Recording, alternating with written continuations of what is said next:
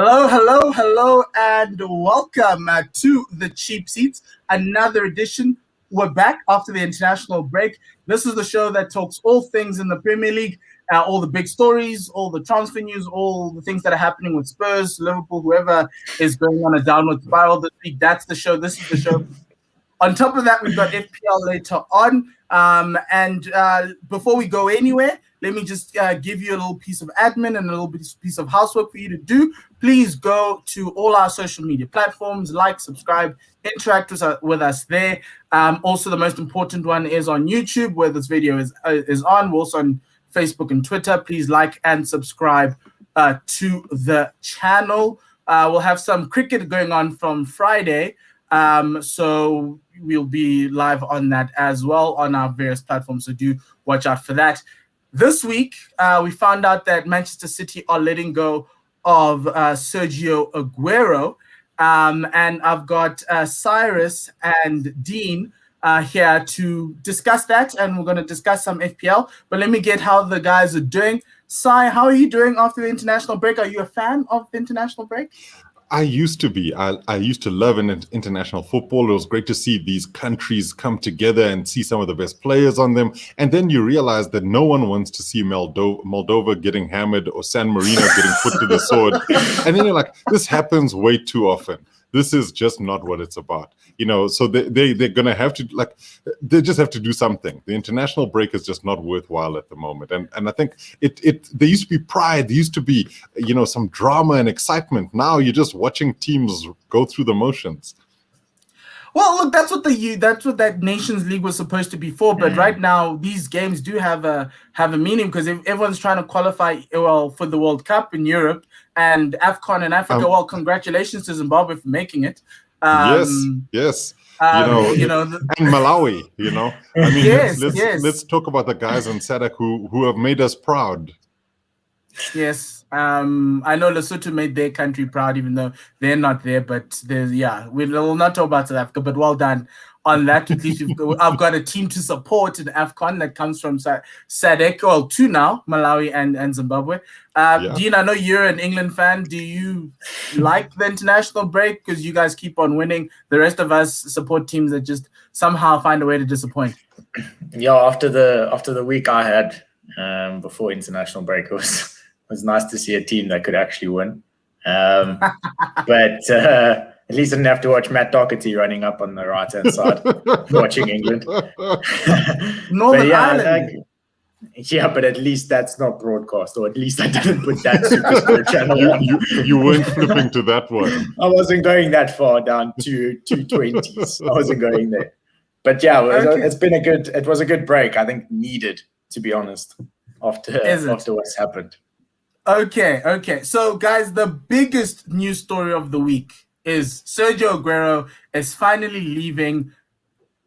I wouldn't say the Premier League, but he's leaving City. They've mutually agreed to part ways, which makes him a free agent, which is so great. I know Cyrus knows free agency from basketball, which is probably every player's dream, to have people come to your houses with choice assorted bouquets and things to try and win you over. Those boxes of biscuits that grandma would pull out. Be like, you pick whichever one you want. It's Christmas.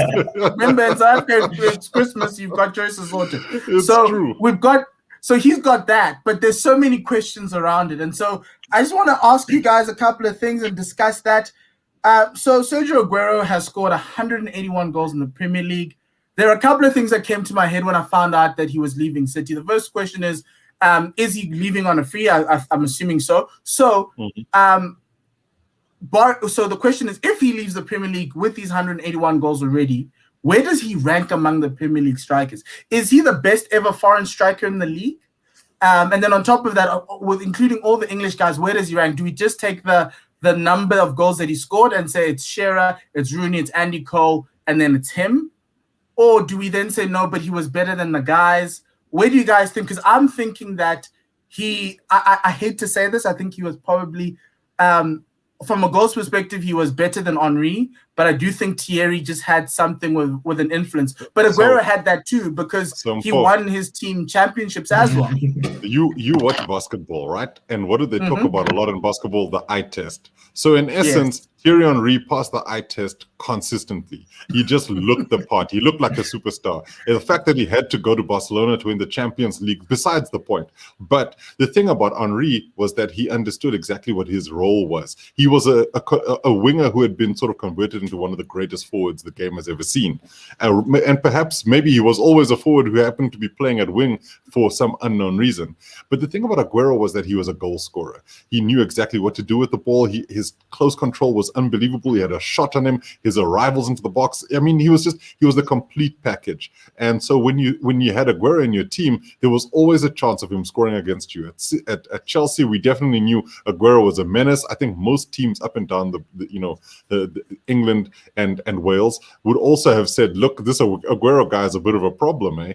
And 181 goals will attest to that. So I think that you have to look at it in almost two facets. The first one being stats-wise, it's undisputable that he is the greatest ever foreign goal scorer in English football, specifically in the Premier League. I mean, his numbers are just incredible.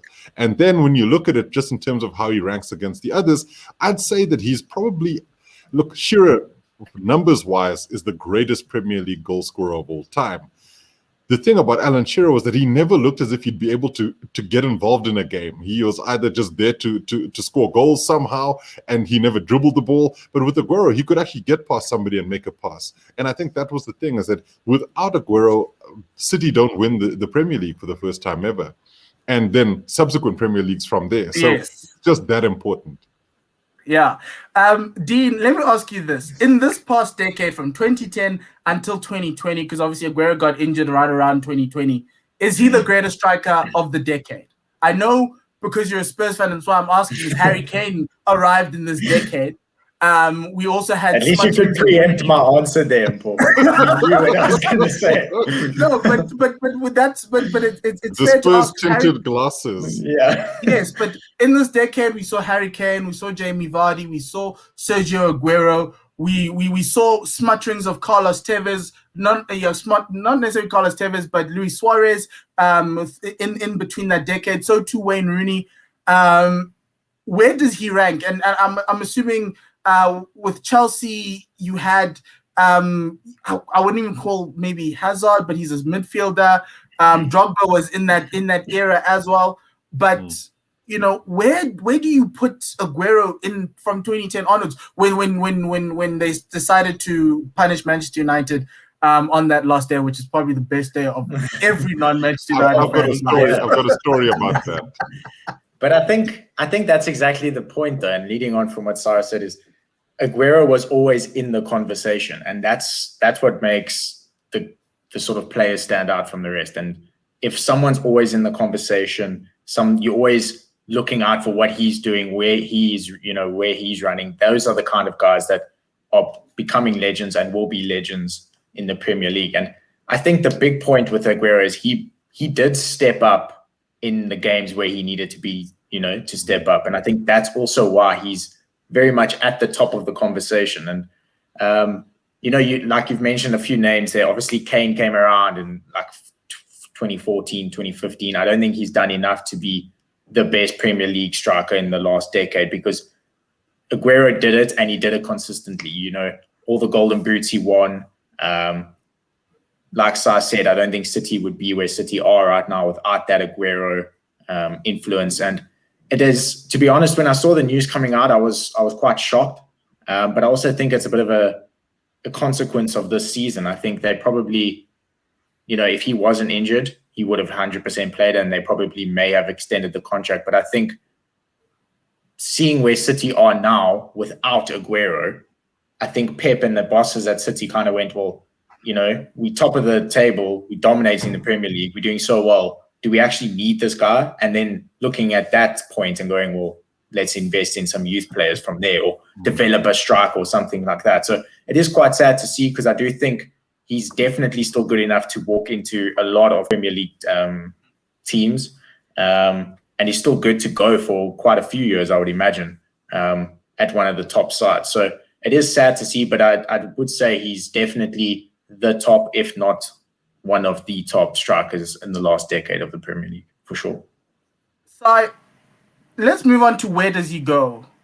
So I thought when I found out the news, I kind of felt that any other team below Manchester City on the table right now should find a way to put a bid in, recruit every single one of us, all of us, mortgage the entire thing just to get this man because we know what he can do. But at 33 years of age, is it the right thing for him? He's 32. He will be 33 at some point in his life. Yeah, that's true. He's 33 in June. Yes, but is it something that the other Premier League teams should look at to say, Sergio, let's not disrupt your family life. Just come across the other side of the island and figure out a way? Or does Sergio say, actually, I want to win Champions Leagues, and so let me go to Barca or Atletico, or maybe even try go to Juventus with Ronaldo, maybe Inter Milan, AC Milan, to try to see if I can't win something? Let's look at it. Let's look at it this way. I think one of the key determinant factors here is always follow the money, right? In essence, a lot of these guys tend to understand England because the pound is fairly strong as a currency. So first choice is generally try and find a club in England, and also because the family is generally settled there. He's been living in Manchester for so many years, his family is settled there. To then move again might cause a lot of upheaval. Remember, a lot of these guys also take their young families into consideration as well. You got to uproot kids from schools. You got to look at, trying to find a new house. It's not just you. And then if you decide to leave everybody at home in Manchester and then you go off to Turin, then that poses its own host of problems. So there's all of those things to consider as well. Now, the other thing being that if you're English, nobody wants to live outside of London. It's an absolute fact. Even those who are living in Manchester, they pretend as if they like it there, but really it's not worth the effort. No, in fact, if they could spend their time in London, they probably would do so. And I'm not just saying this because my family lives there, but it's also just one of those truths about what happens in England. So I'd say that if he is going to stay in England, it would primarily be one of the London teams. Then the other question comes in, why a City letting him go? Just remember, they could easily try and figure out a way to keep him on a deal that could be a lot smaller than the one he's on and say, look, we want you to end your career with the club. There's something that they know, especially about his absences, that makes them think, look, we're not going to get anything for this guy. And in fact, why stay in his way? Perhaps it's best for him to go somewhere else. And I think that they look at it and they say, even if it is to another club in England, how fit will he be to contribute to another title contender in order to hurt us? That could be one of the things that they're thinking. So I look at all of those facets and I say, this could be the time where a club like, dare I say it, Arsenal come to the fore. Because when you look at it, he'd fit straight into that sort of, the lineup that you have there. If you've got Aubameyang sort of bombing in off the left and you don't have to worry about what the hell Lacazette is doing, then he'd be the kind of person to fit in there. I think that he'd possibly also fit in maybe at a Spurs, but even then, the problem with Spurs is it's not as if they would love to have an Aguero. So would Chelsea. I mean, United would probably also enjoy having him there. I mean, you can imagine the fact that they took Michael Owen a few years back says that they're not averse to signing aged players, and injury-prone players. So I think Aguero would be able to find whichever landing spot he wants. 32, 33, that's still young enough for him to be regarded as useful enough. Last 3-year run. Edinson Cavani just signed a deal, right? There's no ways Sergio Aguero won't find another club. And I think that it's really up to him. Maybe he decides to go to China and get paid all the money, or the US. The US. Yeah, it's for all the novels now. Exactly. So it's one of those where Aguero's got to look at it and say, what do I want with my life? He's achieved a lot. If it is chasing a Champions League, then he's going to damn well hope that City do something this season. But here's the thing. What about this? Mbappe and Aguero in that little 1-2 punch up front for PSG. Does that make them win the Champions League? Or Leo staying with Antoine Griezmann on the other side and Aguero at the top? Does that move the Champions League needle? Well, just remember, Suarez left Barca because they thought he was too old. So Aguero going there might be a bit of an issue for them. But when you mention PSG as a potential second or third choice, I think PSG are trying to go. They'll probably go all guns blazing for somebody like Erling Haaland because they'd have the funding. So it's a question of how do they do it. And if anything, if Haaland's not going to go somewhere because of his price tag, then Aguero could land pretty much at Juventus, right? And Aguero and Cristiano Ronaldo, I mean, Aguero would score goals for fun in Italy. I mean, Lukaku is ripping it up. Not to say Lukaku's bad, but Aguero is a damn fine striker. So, I just think it's one of those where I look at the family situation. I would imagine his first choice would be somewhere in England. Yeah. And then from there, if it's not in England, it would have to be a relative contender where he doesn't have to do all the heavy lifting. Because I think he's at that point where his body's told him, dude, enough. You just need to receive the ball from an Odegaard and you just need to tap it in. That's what you need. But, maybe so now I'm saying do all the heavy lifting here. Arsenal, maybe not a good idea. Yeah. Considering that I don't know if you keep Odegaard. Nah. That's the other problem because he's playing so well. Real Madrid will probably want the world.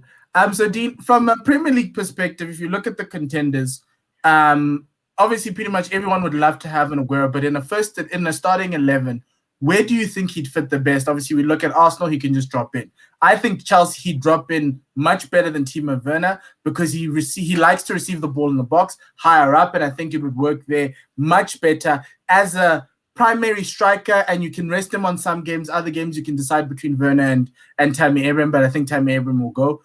The Tottenham one's a little bit interesting because you've got Harry Kane, and if Mourinho's willing to play two up front, and maybe Son as a 10 behind everyone, and you can defend with everyone else, all 7 of the other 10, that could pose an interesting prospect for Spurs. Do you think Spurs or even Liverpool, because they also got up, I think replacing Bobby Firmino would probably be something Jurgen Klopp is considering right now. But where do you think he'd fit in the best? Where do you think he'd move the needle in terms of title contention, unless if he could move the needle for all 6? Oh, yeah, well, so, not all 6 because we don't count certain teams in there.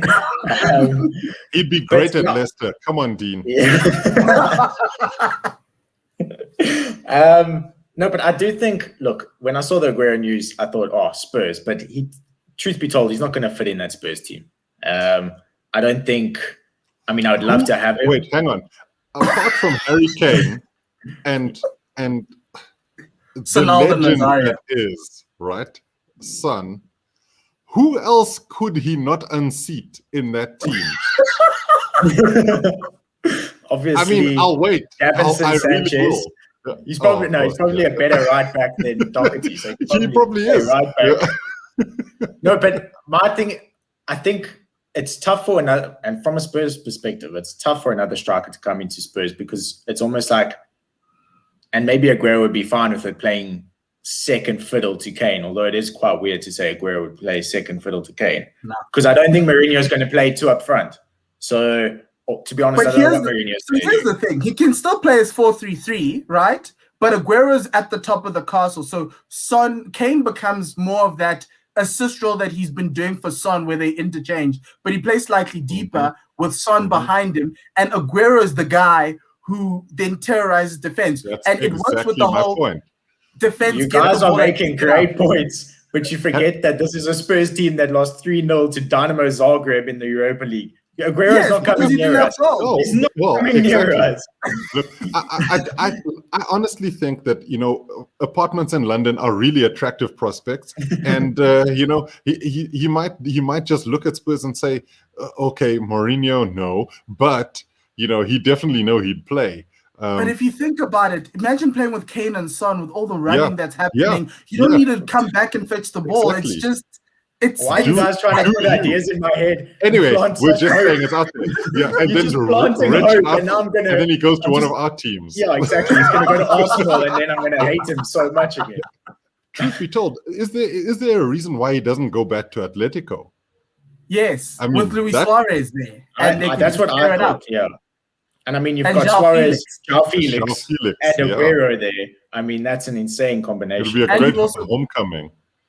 Yeah, The team that stood out for me though was Chelsea. I think the Chelsea link is the one that I thought, okay, probably the more likely, because 100% agree he's going to go to a top team, probably going to be London. And I don't know, Sai, you tell me if I'm wrong, but I'm sure Chelsea were linked with him not that long ago. There's been links from the time he first signed. So it's one of those where, you know, there's always been something about Aguero. I just think the biggest issue really is, and I suppose I'm just wearing my one fan hat here, which is, do I really want, I mean, maybe Giroud leaves and then he takes that position, but it's one of those where Giroud gives you something completely different. Somebody who can give you an aerial threat. When you put Aguero in that team, you see, that's and that hurts, and I know it's going to happen because Tammy Abraham is going to become one of the best strikers in the world. Mark my words, he really is. It's just not going to happen at Chelsea. Oh God! Now I'm feeling like Dean. This is very Spurs-ish. No, Cyrus, he needs to go to Derby. It's obvious. It's obvious. Think about this. Here's the idea, right? Thomas Tuchel needs a guy who can get the ball in the box. Aguero is the guy at the top of your castle. Then you can have Timo Werner burning people on the left. You can have between Hakim Ziyech and Kai Havertz on the right, or whoever you want to have on the right. Pulisic, whoever it is. Yeah. Exactly. It helps the team because he's very quick. And largely with Chelsea, you've been quite slow in trying to get the ball up.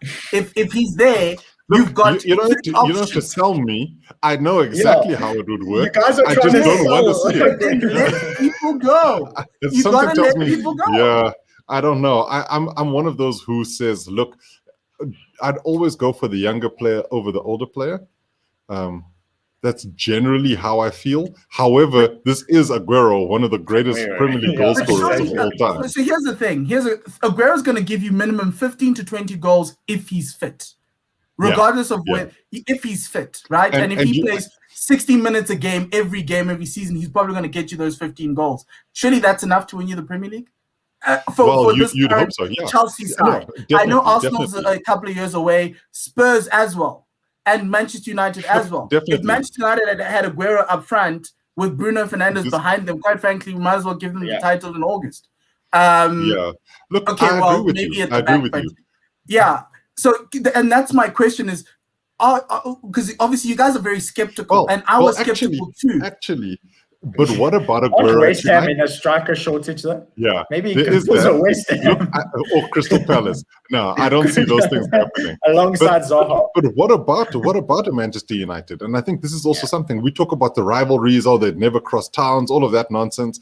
He would literally stay in the same house. Just think about that, right? So he wouldn't have to move. All he'd do is just change the color shirt he was wearing and then never go back to where he used to go and hang out before. And the great thing with Aguero for all these other clubs is that he does not have to train midweek. He plays on the weekends. He can play Champions League nights. You put him in a hyperbaric chamber. You unwrap him on the weekend. Break in case of emergencies. yes. But it's really nice, and it's also free because you don't have to spend money. It's just the salary. And that's also potentially a stumbling block depending on who you are. And this also is why he might not go to the continent. Look, just remember how much money wants pay him. Look, I think in England he'd generally he'd command a fairly good salary, but that's also one of the reasons why I still doubt whether or not he'd go to mainland continental Europe, because the clubs there have been hit really hard by the lockdowns, COVID, all of that stuff. So I don't know who'll be able to absorb that kind of salary, because yes, you won't have to pay a transfer fee, which is fantastic because it's costing clubs a heck of a lot. But then you're bringing on somebody who's getting paid what? I mean, at the very least 180k a week. At the very least, that's what you'll probably pay, right? That's what we pay. Basically. And at the very most, he might be commanding what, 250, 260, 270, depending where you are. I mean, there's a reason why maybe Real Madrid could, because they might, try and cut their losses with Hazard. Just remember, Madrid are also in crisis, in a pickle. So they don't know where to turn, and they're not going to spend 150 for Erling Haaland. So Aguero would fit the Galacticos, sort of tag. because he's got that. It's just that everyone knows he's a Galactico who is in bubble wrap. Yes. Yes. Well, unlike the other Galacticos, they went overseas to go do TV shoots during the week instead of practicing. You just have to put him in a hyperbaric chamber. Dean, let's talk about what City does from now on. Cyrus mentioned that City knows something that everyone else doesn't know, and that's obviously by the virtue of having Aguero there. That's why they're letting him go. But who do they replace him with? Is it Jesus' time to shine? We've seen this season that he hasn't done well. He hasn't done enough to unseat the myth of the false nine, with Sterling, who misses pretty much every chance that he gets now. Sterling. And Kevin De Bruyne and Gundogan playing false nine. Do they go out in the market? There are rumors that they're looking for an Erling Haaland. Is there a striker right now in the world that could come into that City side that they're looking for, or is Pep going to try to figure out a way to manufacture wins without having an out-and-out striker, but still using the guys, the system that he's used this season? Well, yeah, because I think the first question you actually have to ask yourself is, do they need a replacement? And you know, based on their form this season, you kind of go, well, actually, maybe you don't actually need an out and a straight in that team. And I think Pep has got enough assets in his in that City team to be able to still win games and still win the league, as what we've seen with this season. So I don't think it's a state of crisis at City where, you know, they urgently having meetings every day to find a new striker.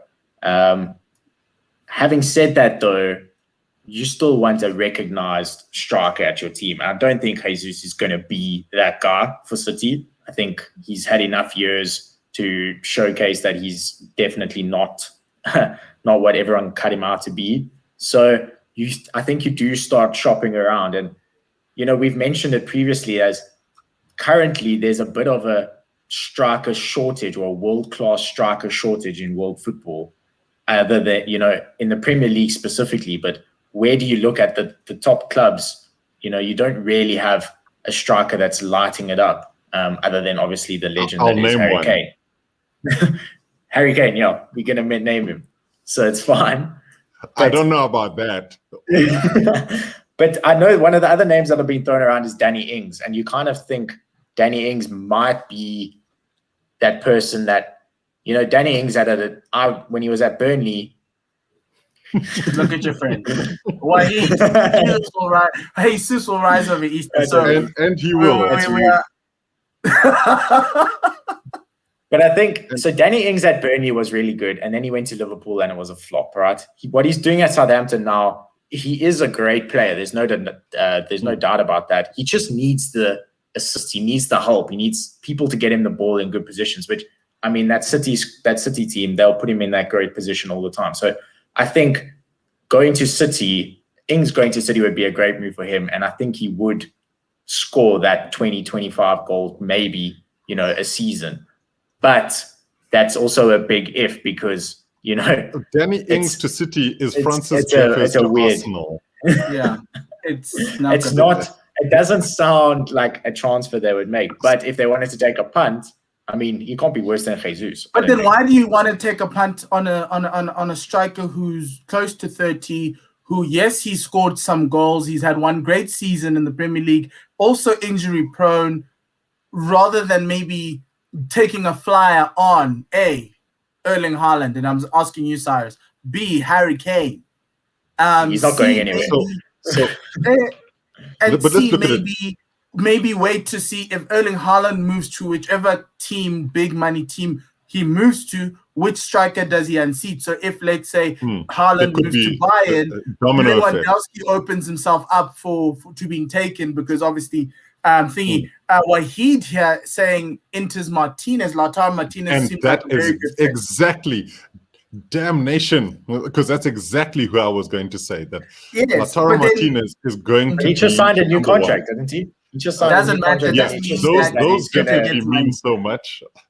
Well, I work on Martinez. loyalty. I work on loyalty, so maybe. And this is why Spurs are where they are, because Berbatov was not a loyal guy. These Berbers ain't loyal. You know, it's just one of those things. I think that when you look at it, there's a couple of options that City have going for them that could be really interesting ones that haven't been mentioned and will also be available because price is just one of those things. I think Lautaro Martinez would be a really great option from the international front. And there's one player you haven't mentioned, and that's Richarlison. Richarlison from Everton would probably be one of the best players who would go directly into that City team, who would play exactly what Pep needs. He would be invariably a false nine, right? He does exactly everything you'd need as a striker, and he's Premier League proven. He's got the pace, he's got the power. You haven't thought about it yet. I see it, Dean. I see the pieces falling into place for you, and this is exactly it. And, that's the call of the season. Richarlison to City. Richarlison, yeah. Cyrus, you've just broken us. You've broken the entire internet. But it makes we're going to leave with this Richarlison to City.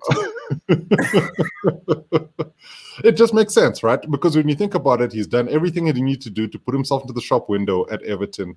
He should make a move to a big club. He's played as a winger, as a striker. Those are exactly the things that City have asked for all of the players that they've used there. And he's a far better player than Jesus. Yeah, so we've got a question from Wahid. Funny enough, they're both in the same national team. DCL. I did wonder about that too. And I think that if anything... What is your fascination with Everton, Cyrus? Stop it. No, I just... But the thing is, Everton are a really great feeder club. They've been a good Arsenal, because in essence, you think about the players over the years who've become superstars wherever they've gone. Wayne Rooney being the poster boy for that in particular. And so when you look at them, they played a good brand of football. They've got a really great manager in Carlo Ancelotti, and they're a selling club. If they're able to get the right kind of money for somebody like Richarlison, you can't tell me they won't take it. Considering that they'd think, okay, I think that Dominic Calvert-Lewin would probably be the one player that they wouldn't sell, because he's English, he's from the area, he's come through the system. So he's pretty much a sort of like a Duncan Ferguson type, a local boy who they can, pin everything. But here's the thing, Cyrus, the allure of a Manchester club being either United or City could prize DCL away from Everton. Because the other thing about players now is that you got to ask yourself the trophy question, which is why I added Harry Kane to this question, because Harry's not winning anything. The best he'll ever win at Spurs is the Carabao Cup. Yeah, Harry at Kane. Present, yes. Yes, but if you think about it, if Harry Kane goes to a City or goes to a Manchester United, he gives himself every chance of winning a major trophy. Without a doubt. And the great thing about it now, especially with these young English strikers that are happening in the Premier League who you have to take a punt on, is that going to any of these sides, you are the one that's going to probably elevate them to success in the next few seasons. And so I don't know how Manchester United rate DCL over Mason Greenwood, because I think he needs to play higher up, but that's another story. But I do think there's something with that whole Richarlison thing that Pep might like, because Richarlison is Brazilian. Wahid says here, the problem is that unless it's Haaland, Mbappe, or Kane, everyone else is a step down. And he's not wrong there. However, you don't need to have Mbappe, Haaland, or Kane if you're City trying to win games. And that's the difference. I think that Richarlison is the kind of player who could really unlock a lot of different defenses. I just think that one of the things, and I'd like us not to put the cart before the horse here with Dominic Calvert-Lewin, is that I absolutely love him as a striker. I think that he's where Tammy Abraham should be, given loads more opportunities to play regularly. But I think that one of the things about DCL is that he's just about burgeoning and getting there. This is what, Richarlison's fourth season at Everton, and he's been consistently performing well in a team that doesn't create a lot of opportunities, right? Which means that invariably you think, okay, fine, so if given the opportunity to play in a team where things are being created for him, he should do better. I think that's what you'd see. I think that Richarlison is actually pretty much Roberto Firmino, just with potentially a better finish on him. And I think that's what makes him a more attractive proposition for me, considering that would you pay more for Richarlison or Harry Kane? And the answer is clearly you pay more for Harry Kane. So if you're looking for bang for your buck, why wouldn't City go there? Similar to that Mahrez pickup that they did a couple of years ago after Leicester had Exactly. won. Everyone was looking at Jamie Vardy, trying to figure out a way to get him out of there. Meanwhile, they managed Mahrez to was get- the smart money. Yeah. He was the smart money. No, N'Golo Kante is the smart money. No, and N'Golo Kante was the everyone needs a smartest defensive money. midfielder. But Mahrez is a very nice. If you're looking for Yes. attacking talent, he was definitely the guy. I mean, N'Golo Kante, what a player! I'm so happy we have him. I mean, we might never win anything again, but the fact that N'Golo's been there it's been awesome. Okay, so I think let's just go on to quickly discuss the big game of this week. Wahid's telling us that he should have been on the show. He has a lot to say. Next week, you can come and you can tell us all about the strikers that you want. Tell him to get a better job. United. Wow. Okay. So Arsenal plays Liverpool this weekend. It's 7 plays 9. Spurs are sandwiched somewhere around there. 46 points, play 42. Liverpool's on 46. Arsenal's on 42. I looked at this fixture earlier today and I was like, wait, this is actually quite a massive game for Arsenal. It's probably even Arteta. If he comes out with a win here, or actually even not losing, because I think, but you want to come out with a win here because it kind of gives him something to go into next season with, something to kind of show the board and the fans that he is capable of beating champions, even though the champions are somehow stuttering along and everything else. But this break came at the right time for Liverpool, who have had a indifferent time. They're probably going to get some guys back from injury. Robertson might be back. Arsenal's got injury issues. Odegaard and Saka are in a race against time. Where do you guys think this game's going to end up? Do you think Liverpool will pull it away? They've been great against traditional top 6 opponents. Arsenal also haven't done that badly against them. I know Dean's going to say Arsenal's going to lose, but let's leave that behind. Where do you guys think it's going to – Cyrus, where do you think this game might just end up? Look, it's a really interesting one because firstly, the thing you said the most that's actually still really shocking to me is that 7th plays 9th when we're talking about Liverpool taking on Arsenal. And one of the reasons why that's shocking is that you wouldn't expect that from, Liverpool. But I think the key thing here is you also have to look at it in terms of there's a reason why they are where they are. And they just haven't been able to get firing. Now, is this the kind of game where Arsenal say, look, the gates are open, have at us? It's possible because you just don't know with Arsenal. But having said that, I think if there's one thing that we've seen from Arteta in his time as Arsenal manager is he takes these kinds of games more seriously than anything else. And oftentimes Arsenal get a fair to good result against the big teams when he's playing against them because he's thrown every tactical lesson he's ever learned up against his opponent here. Now, I think that it really comes down to whether or not the Arsenal defense can actually marshal the likes of Salah and Mane to the level that they need to. But didn't both of them go away on international duty? Yes, they did. They did go. Partey also went on international duty, but slightly later because he was avoiding South Africa. And Partey played 90 minutes. Well, Egypt played against Ethiopia, and El Neni scored a worldie. So I don't know how you're going to take that. But I think the thing is, the reason I bring that up is oftentimes Salah doesn't have his best performance after an international game. He tends not to have, if my recollection is correct, he doesn't perform as well as he normally does after an international break. And often that's because, not that Egypt's that far away from Europe, but there is the travel and all of that stuff, and it can be a bit of a factor. I do think, though, that Arsenal, if they play with the form they were playing at leading into the break, they should be able to get at least a draw out of this game, considering that Aubameyang seems to have found where the goal is again, which is also a good thing. Is his contract up again? I mean, that's very weird because that's the only time he ever seems to perform. But, he's like a one and done. New haircut, though. Man got 39 million in August last year. We're not paying him a cent more. Yeah, well, and he's definitely playing with the I got my money, let's see what happens. But I do think though that he also does seem to raise his game a little bit because he's got a point to prove. But there's stuff happening behind the scenes there with Arteta. I'm not sure what's happening because he's been benched way too regularly for somebody who's supposed to be the heartbeat of that team.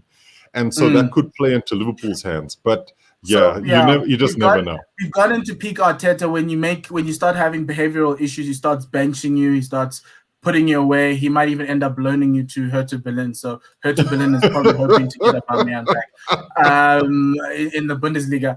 Dean, what do you think this game is going to go? Obviously, looking at Spurs in the mix there. I know you probably want a draw so nobody actually runs away from you. But what do you think about this game? Yeah, I think Sam made a good point there. You don't actually know what Arsenal's going to rock up, although they do have a bit of a history of kind of coming to the good against the bigger teams. I mean, that game against West Ham, it was shocking. I can't believe that we lost to that team after that first half display that Arsenal put on. But from a Liverpool perspective, hopefully they watched that Spurs game and they learned their lesson, and Trent doesn't try and do Trent things, and they actually defend that left-hand side and stop Tierney, and I'm sure ESR is probably going to play, and they'll do the normal Arsenal things, which hopefully Liverpool will know about, and I have no doubt about that. But the Liverpool guys coming back, I think Jota puts a different spin on that Liverpool team now. So they are going to be a little bit of a different force now over what we've seen for the last 2-3 months. So it will be good. I think it will be a good game. Obviously, I'm hoping for a draw. If, like you said, if Arsenal win, they go up to 45 points, but I know Everton and Villa have fairly easy games. I think Everton play Palace and Villa play Fulham, so you'd expect them to win there. So it might, for a time being, put Arsenal a bit up, but not expected to stick around for too long, hopefully. But it will be a good game. But yeah, I'm hoping probably like a 1-1 draw. Hopefully Jota scores. Brought him in. Yeah. Hopefully, we'll see. Okay. But also hope Arsenal implode and actually get all 11 players with a red card, and that they get banned from the Premier League. So, someone is bitter. But fairly even prediction from me there. Okay, guys. Since we started talking a little bit of fantasy, it's now time for us to move to the fantasy Premier League portion of the show. Please do join us for that. It'll be a couple of about 10 seconds as we transition to that.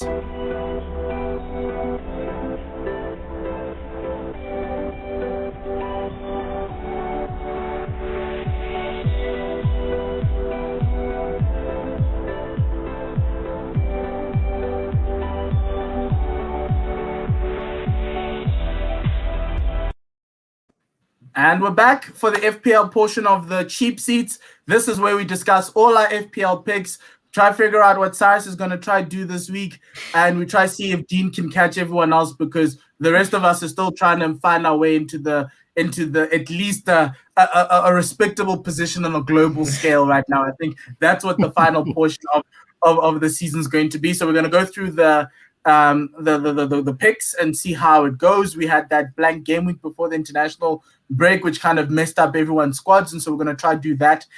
There's something we need to note to you about. There's a blank game week in game week 33 because we're discussing game week 30. So there's a blank game week in game week 33, but Spurs play twice in game week 32 and Crystal Palace does not play. So you got to be very careful about how these weeks go. There are some fixtures that will still be added, so you might get a double or you might get something very interesting. So do watch out for the fixture changes, because Man City and Spurs and Aston Villa have a lot of fixtures they need to catch up on, and you might need to figure out which 3 Villa and City players you might need in your squad. But let's go with the picks of the week. I'll start with myself this week.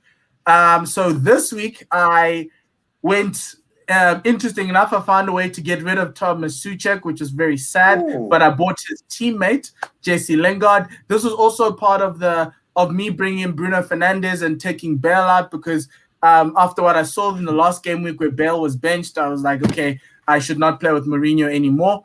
The differential I chose this week is Ademola Lookman. If Fulham are going to survive, he's going to score goals. He's going to score. He's going to get you points. And so I've got money on Fulham surviving and having another year in the Premier League.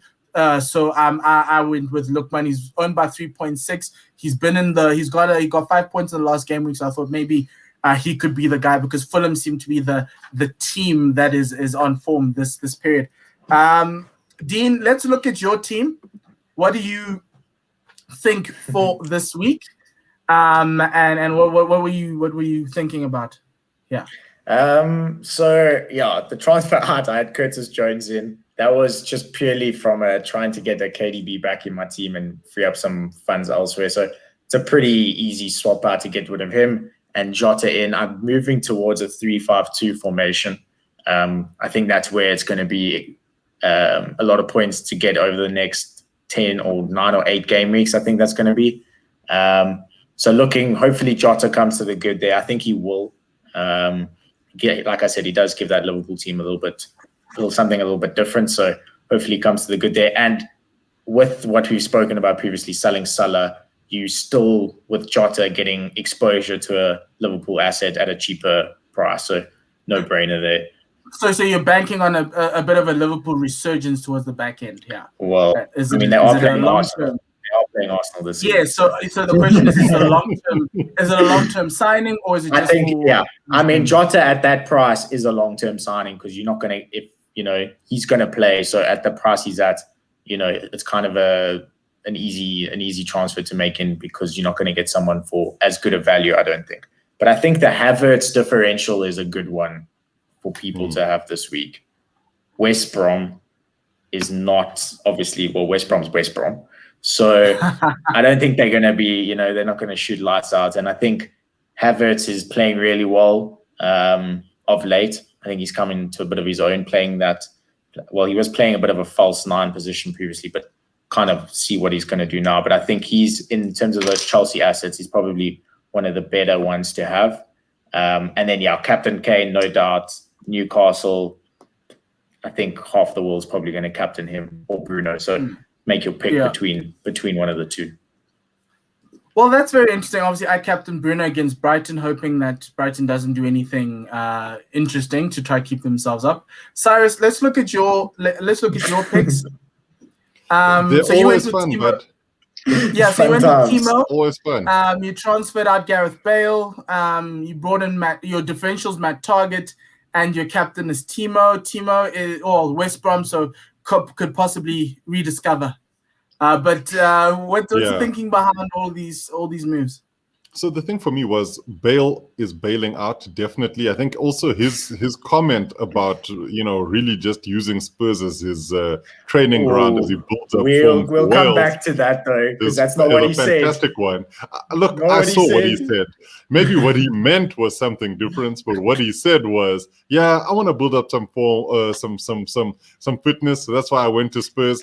Anyway, I won't quote him. But I think the thing about Bale is I'm not quite sure if Mourinho will carry on playing him at the level that he has been. And also, I'm not sure what Gareth Bale will see. So I thought, okay, fine. Considering I made like 5 changes heading into the last game week because I thought I need to score some points. And I did fairly well because I had captained Lingard. So, wasn't a terrible move. And I'm going to keep Lingard in my team. However, I do think that Havertz he'll be a factor in the West Brom game. I do think that, and it's also hard to read what Thomas Tuchel will do, but I do think he'll probably try and throw Timo Werner at West Brom and say, just go for it, get as many as you can, however many that might be. And this might be the game where Werner actually gets 1 or 2 goals because he's also been on the assist side of things as well. And I think that's one of the reasons why I'm trying to keep him in there, is that I think that Werner will have a part to play in that game. And I expect that Chelsea should beat West Brom fairly convincingly. This is one of the games where they've struggled for goals. This should be one that they do get some goals. But the other thing is I've got Matt Target in my team. He's not really selected by too many people. I mean, it was like 15%, I think, is his thing, which isn't like massively low, but it's also not the highest. For defender, it's actually quite low. Yeah. And then when you look at it, they're playing Fulham.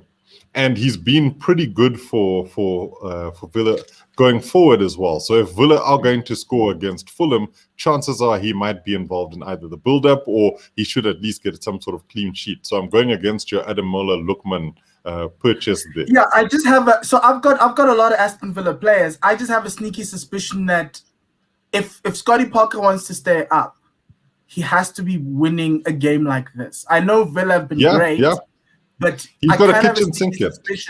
I have a suspicion that we might just get a stronger Fulham. Villa have struggled over the past month. I think they're now the trend's starting to slow down. A couple of draws, a couple of losses here. There's no Grealish. Is Grealish is he coming back anytime soon? Yes, he's also that's the other thing. He's available while he was training, so we're just not sure when he's going to be back in. So I'm assuming he might miss this game, but maybe next game he might come back in. But it's just a question of, like, obviously as a differential, if Scotty Parker is actually going to stay up, he needs to go. You need to have him there. But are there any other sneaky guys that people need to look at if you look at the fixtures? Because I look here at some of the fixtures. I know Leeds is playing Sheffield. I have one. Mm-hmm. Iheanacho against City. That's a big tart. It's almost as big as Richarlison to City. No, but it's actually not. It's actually not, because remember at the Etihad, what did Leicester do in the second week of the season? They gave them 5. Yeah, they gave them 5. I don't expect them to do anything like that now, but I do think that Iheanacho's been in some really rich vein of form. He really is the goal scorer that Leicester have been needing. And if Leicester's got any hopes of trying to stay in that sort of Champions League hunting space, Iheanacho's got to be the guy that they go for. And so it's a question of how they're trying to unlock him to get him some opportunities. So if you're looking for somebody, and you said sneaky, I think Iheanacho's he's a proper cheeky punt. Like you just think, okay, goodness, maybe him. And yeah. It's tough out there for the rest of the teams. Look, obviously, it is tough for the other teams, but I look at Everton against Crystal Palace. Your friend Richarlison could come good. Well, I'm certainly hoping he comes good. He's part of my front three. That's a game. You see, weirdly, these are the games Everton have chucked in the past. And so I tend not to really look at this and say, yeah, Everton will definitely beat them, because the Everton that we've seen over the years has just been like, Crystal Palace will roll over. Wait, what's happening? And before you know it, Zaha, Eze, and a penalty from the Crystal Palace skipper, Milivojevic. I almost called him Mihailovic. Milivojevic could decide that kind of game. I do think Everton's got a bit of an issue in the sense that we're just not seeing where the creativity is coming from. They haven't been able to create many opportunities. And so I actually think that's going to be a draw, but potentially a score draw, with DCL getting one or Richarlison, and then potentially Christian Benteke out of nowhere scoring for Crystal Palace. Dean, could Leeds come out on a goal scoring spree against Sheffield, the Rafinhas, the Bamfords? Could they all of a sudden get themselves back in as a sneaky either captaincy picks? I definitely. 100% think you have to look at Leeds and maybe capitalizing on that game. So I've got 3 Leeds assets. I mean, I've got Meslier, Dallas, and Bamford. So they when Leeds turn it on, they turn it on, and that's a bit of an issue, because they could rock up and they could score 1-1 or do nothing. But you're kind of looking at that and you're hoping. I think Rafinha's looking so good. I honestly think he's going to be one of the guys that some of the teams are going to look at maybe trying to poach from Leeds next season or in the summer. He's just playing unbelievable at the moment. So I wouldn't say if you don't have, if you have Leeds players, keep them. But I wouldn't go take a transfer to get a Leeds player in. I've got one. Because I have a feeling, if you watch the last couple of Leeds games, Bamford's been absolutely beaten to a pulp. So his legs are just looking like a Chelsea loanee. He's sore. He is sore. Well, he is proper sore. Hell of a player, though. I've always liked Patrick Bamford. I think that one to look out for is Tyler Roberts at Leeds as well. Ooh. If you've been watching them play recently, he's been superb. He just hasn't necessarily been able to get the goals, and this might be the game where he actually gets onto the score sheet. Yes, one of the that's other Tyler names that are Roberts. being one of the other names So thrown around is Adam Traore, which is a bit of a Adama touch. Traore? Adama From Traore, Wolves? yeah. Wolves against No. West Ham. I think you're I more mean- likely to get points from Bertrand Traore than you are from Yes. Adama Traore. Yeah. No, the Watch problem him with score Adama Traore is that they've turned him to a right wing back, Yeah. which is not like quite frankly. They've tried to replace Matt Doherty with With- Adama Traore. You can take him Yes. back. Just take him back. Reverse I'll move. give it. I'll give it Use back. the money back. So on the Tyler Roberts pick, he's 4.6. And let's see how many people he's owned by. Just for people, he's owned by 0.1% of the fantasy. So yeah. Sir Jack 13 talking about Adama Traore saying a speed merchant, which is very true. What did they call him? What is it? The buff Aaron Lennon. Yeah. I enjoyed that one. But okay. So guys, let's close it here. It is going to Easter. The deadline is on Saturday. It's not Friday night, it's on Saturday. So all those people who forgot the last 2 weeks ago, you've been warned. So yeah, all the best. We've got 8 final game weeks to try and figure out and say, hey, I made it into the top million or top 500,000 or top 100.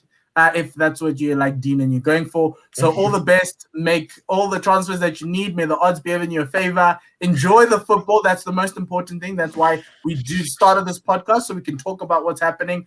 And then we'll see you back again next week on the cheap seats, having fun times and discussing. Remember, finally, please interact with us on these platforms. Facebook, Twitter, Instagram, and on YouTube. And please like and subscribe on YouTube as well, so we can get into the algorithms. Our Twitter handles are there if you think you want to not necessarily slide into our DMs, but bring some points in. I ain't DMing anybody. Well, yes, that's Cyrus, but I can DM if you want. But yeah, so thank you very much, everyone, for joining us, Cyrus and Dean, and everyone who's watching and also listening on the podcast, because we also have a podcast and I do all the things on the back end. But have a great weekend from myself and the guys. Le sale, cacajizo.